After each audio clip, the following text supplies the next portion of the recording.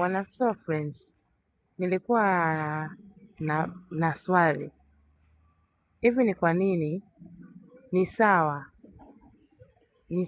watu ambao mlikuwa kwenye mahusiano, watu ambao walikuwa wamezoeana, wanafurahiana kipindi cha mahusiano yao, ni sawa kipindi ambacho wameachana, ni sawa kununiana, kuwa na magomvi, wasielewane kama mwanzo?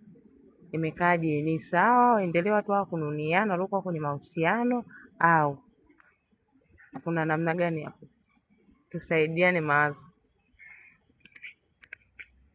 Binafsi mimi kwa upande wangu nadhani sio sawa, kwa sababu kuachana kuna vitu vingi sana, na mnapokuwa mnaisha mahusiano kuna vitu ambavyo vinakuwa nyinyi hamvijui. So kuanzisha mahusiano kwanza sio makosa. Kwa hiyo unaweza kuanzisha mahusiano kwa sababu unakuwa mjui nyuma pazia kuna nini, yani kila mmoja ukuta hajui makucha, yani kila mmoja ukuta ameficha makucha. Kwa hiyo kujua tabia ya mtu ni ngumu sana kabla mjaingia kwenye relationship. So mnapokuwa mmeingia kwenye mahusiano kabisa ndio mnaanza kujua tabia za mtu. So unavyoona kama tabia ya mtu amuendane nayo, mimi siendani na wewe, wewe uendane na mimi, mnavunja mahusiano, hamna haja ya kuwa maadui. Kwa mimi binafsi, mkishavunja mahusiano, kwa nini sidhani kama uadui unatakiwa upate nafasi. Okay. Yeah. Tusaidie kaka Mkali. Inapasa special sana. Kwangu mimi naona si sawa watu mkaachana kwa maugomvi, kwa vita, mkaachana kwa mikiki ya kazi gani? Kama mmechokana muachane kwa amani. So umenipata sijui hapo. Kwa hiyo kwangu mimi si sawa, na hata mimi katika mahusiano yangu sijai kuachana kwa staili kama hiyo. Kwa hiyo kwa sababu ni kitu ambacho kwangu si sawa.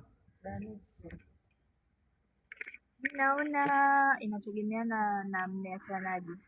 Kuna kuachana kwa wema na kuachana kwa ugomvi. Kwa kama nimeachana na mpenzi wangu kwa ugomvi, nitakuwa tu na chuki naye, sitampenda. Maana yake hata nikionyesha upendo wakati tumegombana nitakuwa tu namnafikia.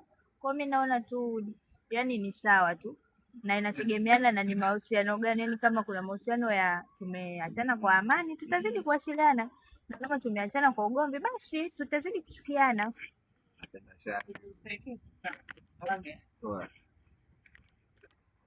Nafasi ya dimu kuipata. Mimi kwa mtazamo wangu mimi inategemea watu wameachana vipi. Narudi pale pale. Kama watu wameachana kwa vita, lazima patakuwa na vita, ila watu wakiachana kiroho safi, inaweza ikawa kiroho safi. Japokuwa kwamba watu wakiachana kiroho safi, alafu mmoja wapo akampata mpenzi mwingine, na wale wakawa wanaendelea kuwasiliana, yule mpenzi mwingine anaweza kupata maumivu sana, kwa sababu anaona mbona mawasiliano yanakuwa yanaendelea kupolea. Vitu kama hivyo havijifichi. Vitu kama hivyo havifichiki. Shida sio kwa nani, shida hapo inakuja sio kuendelea kuwasiliana, shida kuachana kwa amani. Sio unanipata kwamba mkikutana mnaweza mkasalimiana lakini hamna mawasiliano. Hiyo mimi naona hiyo iko sawa. Vita haitakiwi vita, lazima muachane tu kiroho safi, mnasalimiana. Lakini hata mkikata lazima okay. Yanaendelea, so lazima ile hivyo hapo mimi ndo unapopaongea mkono kwamba haitakiwi mkiachana fresh. Yani kuachana kwa nini iwe chanzo cha uadui wakati mwanzo mlikuwa mnapendana, mnaishi vizuri kwa peace. Haya basi, Mr. Waga, tumalizie hapo. Mashabiki zetu waambie kitu, sema nao neno. Bana, mashabiki wa So Friends, mada ndo kama hivyo mlivyoisikia hapo. Nadhani member mmesikia jinsi walivyotoa maoni yao. Naomba udondoshe comment yako section hapo, wewe mtazamo wako uko vipi? Je, ni sawa wapenzi wanavyoachana kuendelea kuwasiliana kilo safi, au kununiana kama kawaida? Ni kazo kufikiana?